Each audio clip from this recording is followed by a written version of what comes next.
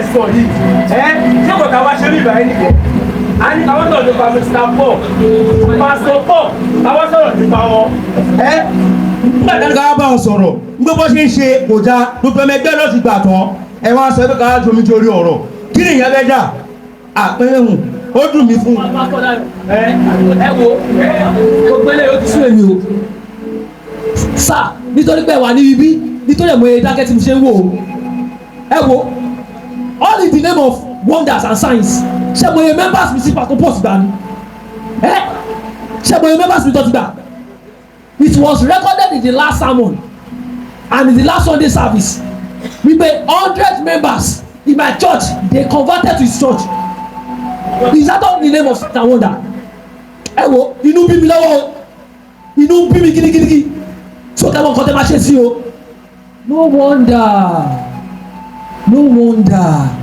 mo ṣáà rí i pé last month mo béèrè lọ́wọ́ wọn mo ní kí lè máa ṣe sí irun tó wà lórí yìí wọ́n náwọn láìkì ẹ̀ bẹ́ẹ̀ ẹ wò ó sì wọ́n ti fi wọ́n ẹ̀ sí wọ́n ti fi ṣe jàpọ̀ ní tábàlù ẹ ti gba mẹ́bà lọ́wọ́ mi ẹ wò sà ẹ wá kọ́ ṣe sí o tó dé mi ò ní gbà o.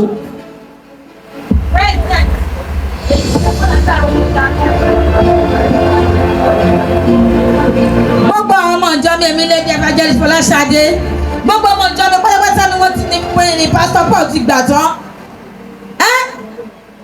kí la ti fẹ́ ṣẹlẹ̀ ìsinmi present ẹ̀rí ìpàdé àwọn tẹ̀mí. rárá o bá ti fake miracle sí yẹn mo gbà wọlé. I know Mr. Paul for past 15 years now. Àtijọ́ àpọ̀ mo Mr. Paul is an humble man, is a gentleman. Ọlọ́run pè wọ́n lóòótọ́ mo rí ọwọ́ náà nínú ayé òun, is an humble man to the core, is a gentleman. ẹ wo gbogbo kẹta sọ yóò dà kó ṣe máa dójú ẹ báyìí ẹ wo sá ẹ wo ẹni tó sọ táìtà tí wọ́n pín jù nínú ìjọ mi wọ́n ti lọ sínú ìjọ wọn gbogbo project àti nínú church gbogbo ìdílé máa ń lọ bẹ sponsor ìdúgbò ẹ. ẹni sùn calm down calm down Mr. Paul mo ṣe sọ lọ is a gentleman. I've known him for the past 15 years but Mr. Paul ṣùgbọ́n ó kù díẹ̀ káàtó gbogbo mẹ́mbà wa náà òun náà lè ti gbà. ẹ má tiẹ̀ máa sọ ọ̀rọ̀ bẹ́ẹ̀ yẹn mọ́ iṣẹ́ àmì àti mírẹ́kù tó ń tẹ̀ ń ṣe yìí gan-an ó ti lè jọ mí lójú sẹ́mi ò ní mírẹ́kù lọ́wọ́ ni sẹ́mi ní mírẹ́kù lọ́wọ́ jẹ́ mi náà tí máa sọ òkè dílẹ̀ káàdù kan ló jẹ mí o káàdù kan ló jẹ mí àbí kò yẹ ẹgbẹ́ yẹn ẹ kìlọ̀ fún o. ẹ̀yin sùn gbogbo ẹ̀ máa níyànjú bó ṣe ń sọ lọ Mr. Paul kò ń ṣeré ènìyàn bẹ́ẹ̀ bẹ́ẹ̀ ṣe rèé kọ́ nìyẹn Ọlọ́run ó pè wọ́n lóòótọ́ gbogbo àlọ́ Ọlọ́run náà pè sí iṣẹ́ ìránṣẹ́ yìí but I'm particular about Mr. Paul he is very anointed I saw the qualities àwọn àmúyẹ lára wọn ṣùgbọ́n Mr. Paul ó kún díẹ̀ káàtó gbogbo iṣẹ́ ìyanu àti iṣẹ́ àmì tẹ́yìn náà ṣe ẹjọ pàápàá jùlọ ó wà fẹ́ ti church mi náà gbogbo ọmọ members mi náà lẹ ti kó lọ pẹ̀lú iṣẹ́ àmì àti iṣẹ́ àmì ẹ ti fi búrẹ́dì kó wa lómi ọbẹ̀ lọ Mr. Paul but iṣẹ́ àmì ẹjọ put a stop to it put a pause to it ṣẹ́gbọ́n ẹ bá dínkù ṣẹ́gbọ́n nǹkan tí mo ní láti sọ nìyẹn Ọlọ́run yóò ràn mí lọ́wọ́. ṣé mo lè sọ̀rọ̀ dádì?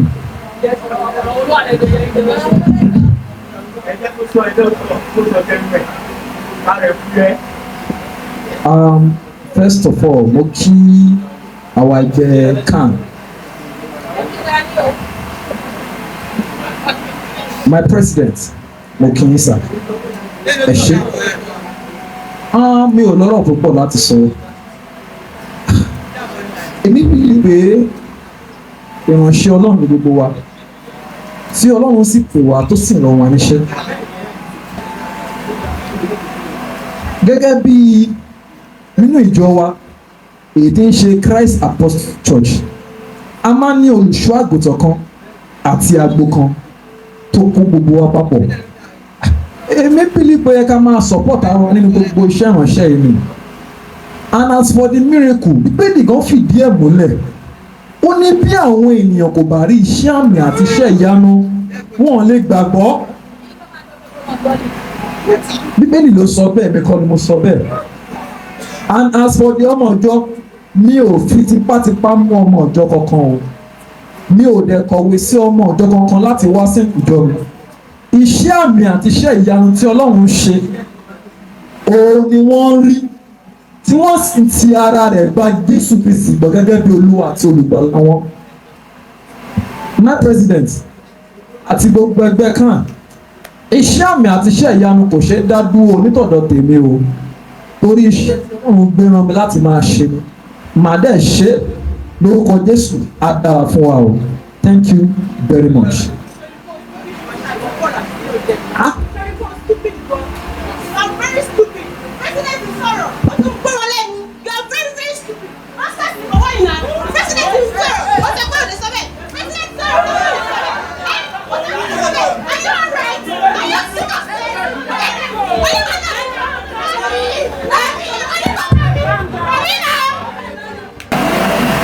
Hallelujah somebody.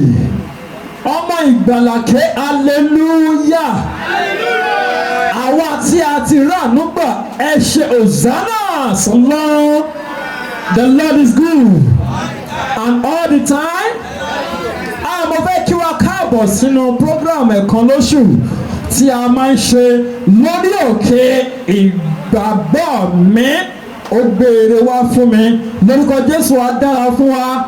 Sọ fẹ́ tó wà lẹ́gbẹ̀ẹ́ pé ire mi ò ní kọjá mi. Program ẹ̀kan lóṣù tí a máa ń ṣe tí a pe àkọlé rẹ̀ ní Jésù oníṣẹ́ agbára, òun náà là ń ṣe lọ́wọ́ yìí.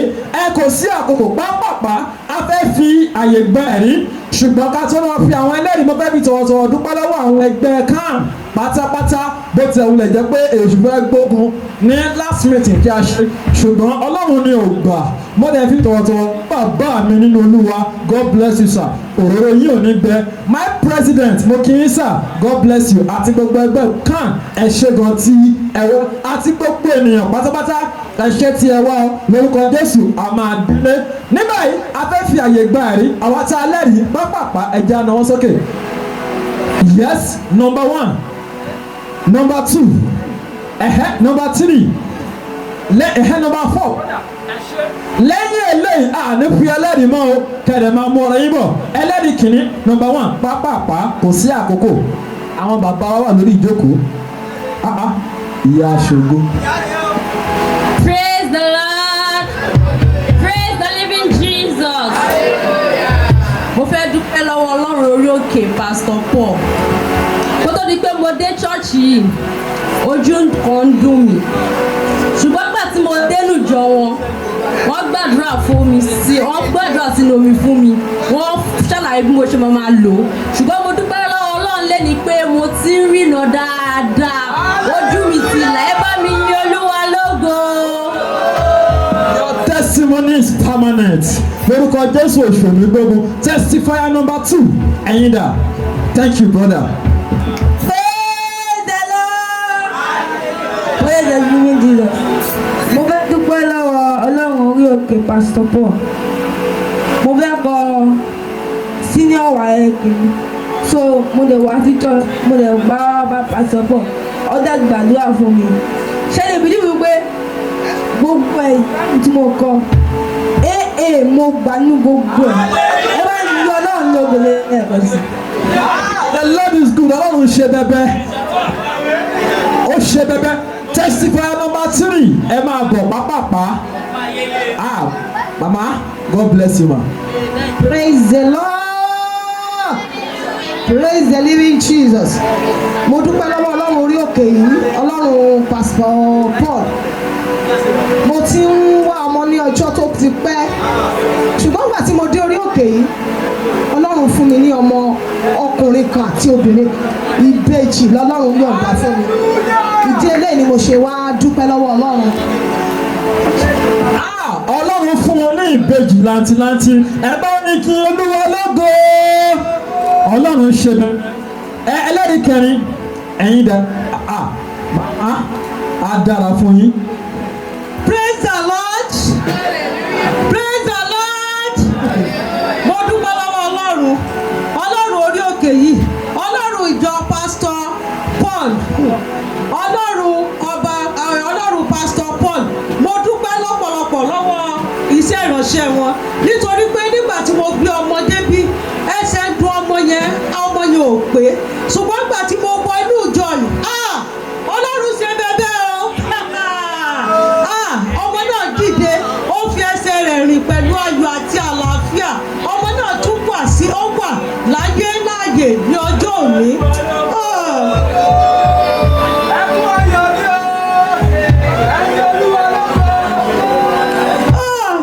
Ṣé wọ́n rí tó bà mí nínú jẹ́ lọ́rọ̀ Pastor Paul?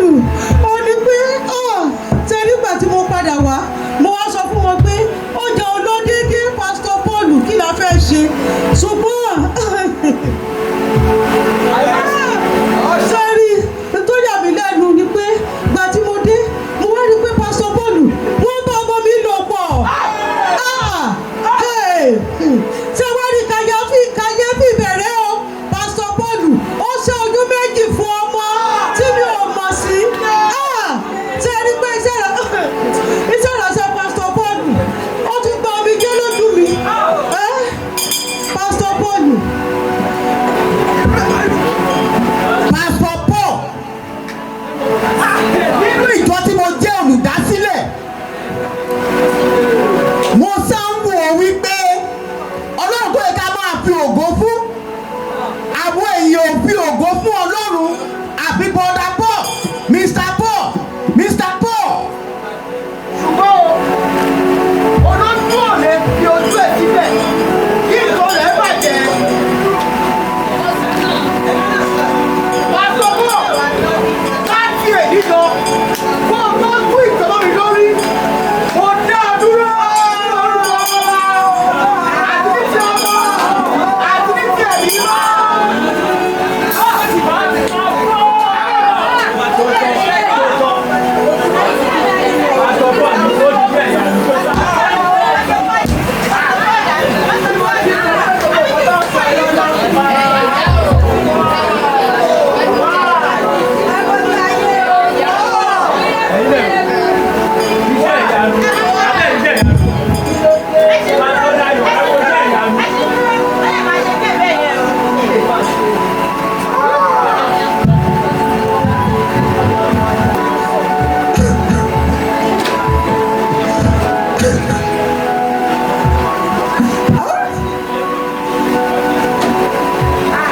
With all my core, pẹ̀lú gbogbo ìméjì mi.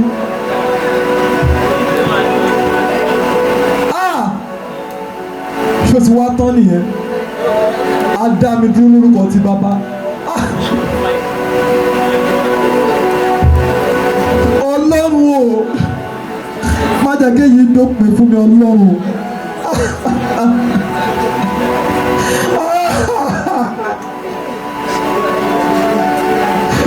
Ọlọ́run jọ̀ọ́.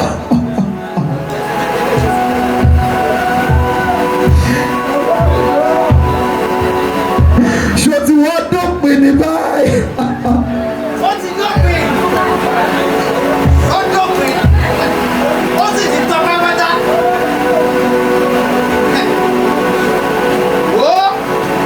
Mo fẹ́ kó o mọ̀ wípé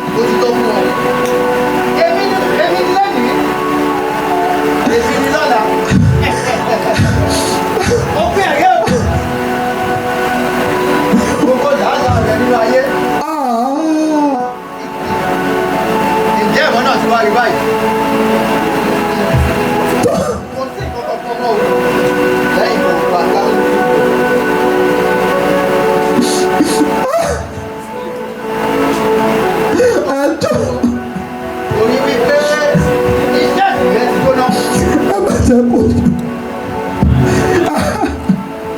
Iṣẹ́ ẹ̀sìn mi. Iṣẹ́ ẹ̀sìn ẹ̀ jóná. Ó ti tọ́. All my service. 15 years in service.